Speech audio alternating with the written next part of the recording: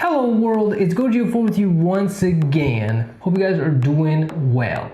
I'm back today with my review of Camp Cretaceous Season 2. I actually quite enjoyed the first season, surprisingly. It wasn't too much of a kids show. Quite great for us Jurassic Park fans. So how does the second season hold up and compare? And what does it bring to the franchise in general? Find out in this review.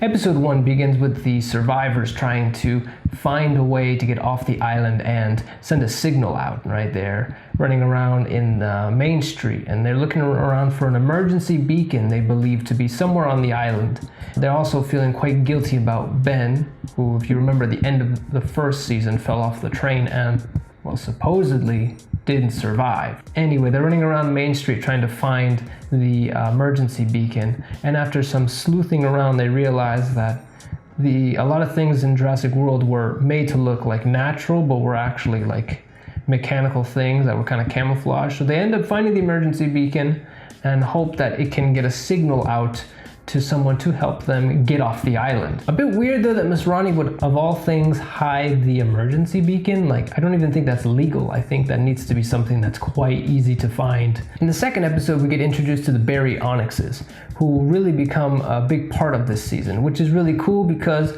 Baryonyx deserved a bit more screen time in Fallen Kingdom. And I think Baryonyx is a cool dinosaur to have in the franchise. Also, Yaz continues with her injury from the first season, and she always wants to continue to help the group even though she's struggling with an ankle injury and can barely walk. But she continues to push herself, and at this point they haven't really gotten any medical supplies, so she's only making the injury worse. Also, Brooklyn seems to be finding these frozen flowers and hearing basically what sounds like ventilation. She's not sure how that's possible, especially since the power is supposed to be out on the island at this point. By the third episode, the kids have found a place to take shelter, but unfortunately they've run out of water from the river. So Kenji and Darius decide to find out what's causing the blockage to the water. Meanwhile, the rest of the group goes to find out what is behind the mysterious frozen flowers and the weird ventilation humming noise that they keep hearing. Kenji and Darius come across the discovery of a watering hole now that all the dinosaurs have kind of come to use, including carnivores and herbivores. It's like a neutral ground where they don't really fight with each other. It's a big, amazing moment for Darius because it's like new behavior they're learning, and it's also cool to see that the dinosaurs are acting like they would in nature. Meanwhile, the rest of the group does manage to find the source of this humming sound that they've been hearing, which is actually the genetics lab, which seems to still be active, even though it should be abandoned at this point. Brooklyn comes across a file marked E750. Now, what could this be? What is this building up to be? Now the season begins to kind of add more tension. By the fourth episode, the group manages to find another group of eco-tourists, apparently, who have also a guide. And the kids are quite happy because they finally have someone who's going to take them off the island. But Brooklyn is quite suspicious of the group, and especially their guide, Hap. He seems to be like a tough nature tour guide, very similar to Roland from Lost World. And Brooklyn and Kenji decide to find out more about their guide, Hap. Unfortunately, he catches them and corners them. Luckily, they're actually rescued by Ben and Bumpy, which is a huge surprise and a great twist to the end of the episode. Now, at this point, I think we all knew that Ben was still alive, but it was cool to finally see him come back. The fifth episode actually works in media res, so it goes back to when Ben first fell off the train, and it explains kind of his story this entire time and how him and Bumpy have been trying to survive on the island. Ben just kind of goes crazy and gets mad at Bumpy only because he's just kind of going crazy, and poor Bumpy runs off. So Ben is separated and has to force to kind of defend himself and face his fears finally, and he decides to confront the Carnotaurus like a maniac. But thankfully Bumpy comes along and helps him, and Bumpy now has grown a lot more, and now they're able to fend off the Carnotaurus and escape. Now this also brings up the question, how much time has passed since the end of the first season, because Bumpy almost looks like a grown adult. I know Bumpy has an accelerated growth cycle, but this is has it been 2 weeks or 2 months? In the sixth episode, Ben, Kenji, and Brooklyn are interrogating Hap, and they find out the truth as well. Later on, Darius also discovers the truth that the eco-tourists are actually hunters, and they're here to hunt the dinosaurs as like trophies. Horrible for the kids and heartbreaking for Darius.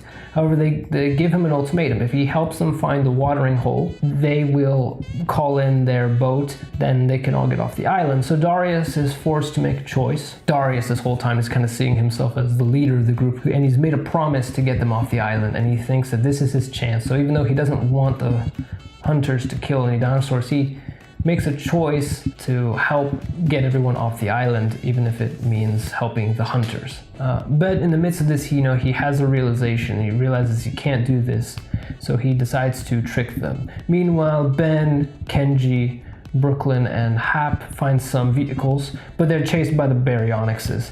And Hap decides to sacrifice himself so the kids can get away. I liked Hap. Again, he reminded me of like Roland or the guy from the first Jurassic Park, these tough hunter guys they always have. They mean well. They're not bad guys. They're just doing their job or whatever. In this case, Hap was just doing his job to protect the hunters, and then he ends up sacrificing his own life to help these kids. He's not a terrible person or anything, so good guy. At this point, the season is really increasing in action and tension, especially now with like the reveal of the villains. However, I will say that the villains are a bit not intimidating. So that is the one thing, that the villains don't really, never felt very threatening to me. In the 7th episode, Darius and Sammy lead the hunters into Main Street instead of leading them to the watering hole. And as a trick, then they of course end up getting confronted by the T-Rex, who happens to live nearby.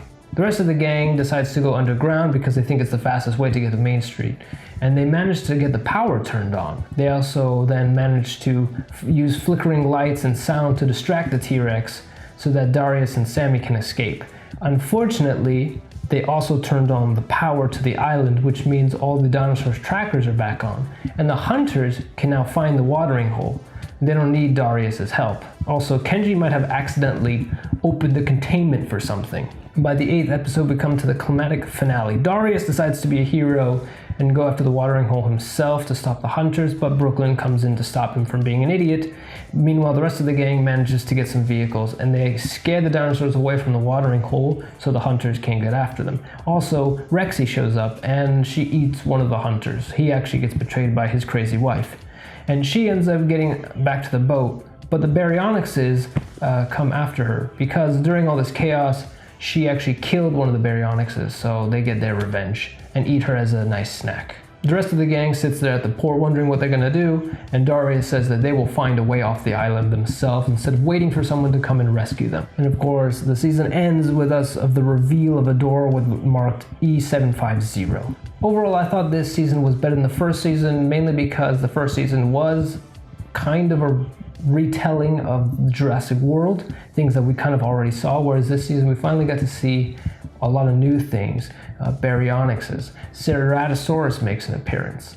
Now this E750 that's being pulled up, and we got to see lots of T-Rex. She was great in this season. It was cool to see her natural behavior, how she's built like a nest for herself near Main Street. That's kind of her territory that she protects. And I thought that was really cool that the 3 baryonyxes worked together as like a pack, and that they had kind of a shared family together. And so it was a bit sad to see one of them die. You could see that the other 2 were quite upset by this, and that's why they wanted their revenge. These dinosaurs aren't treated like monsters or some horrible thing, but they're treated by like actual animals that have feelings, have emotions, you know. One thing that I would say is that the hunters as the villains were not very intimidating at all.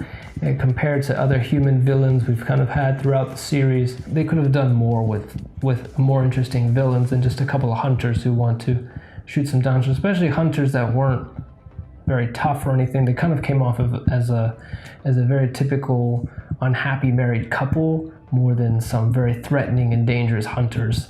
What was interesting was the buildup of E750. And what is E750? At this point, I've seen the marketing hype and the teaser for the 3rd season, so I do know that we're probably getting a new hybrid. This is also kind of foreshadowed by the fact that they found this file in the genetics lab. There's a door that's marked E750 that Kenji accidentally unlocks. So it's probably another hybrid alongside the Indominus Rex and the Indoraptor that we didn't know about.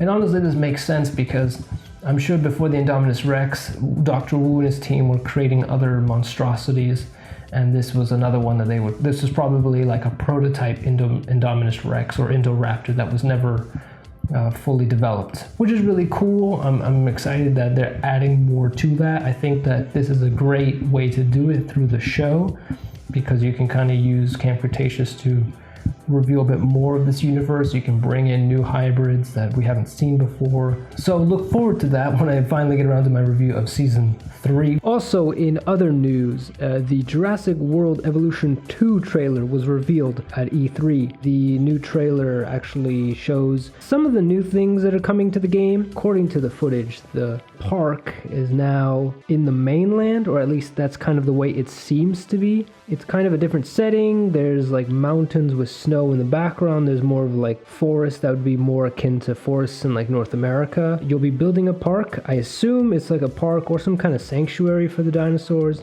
That's really cool because Jurassic World Evolution is kind of continuing the story in the movie. And I'm not sure if it's going to be kind of a tie-in to Jurassic World Dominion, or it's kind of its own separate story, but still kind of the same thing. Not really sure. As well with Jurassic World Dominion, we've got now our first footage of the film, a kind of teaser trailer slash first look footage premiered with Fast 9, the latest Fast and the Furious. And it shows a flashback sequence actually to the Cretaceous era, and we get our first look at some of the dinosaurs. Kind of a bit of spoiler content, so I'm not going to talk about it too much. One of the first images we saw was of a feathered dinosaur near the teeth of a larger carnivore. Some are saying the Giganotosaurus. I won't go too much into the footage. You can check it out for yourself. Those are my thoughts on the second season of Camp Cretaceous. Let me know in the comments below what you guys thought of it. Did you enjoy the second season? Did you prefer the first one? Do you like the general direction the show is going in, and do you think it adds more to the franchise? And what do you think will happen in the third and fourth season? If you guys really like this video, give it a like, helps the channel. Share with your friends and subscribe. And I'll see you guys in the next one. Bye.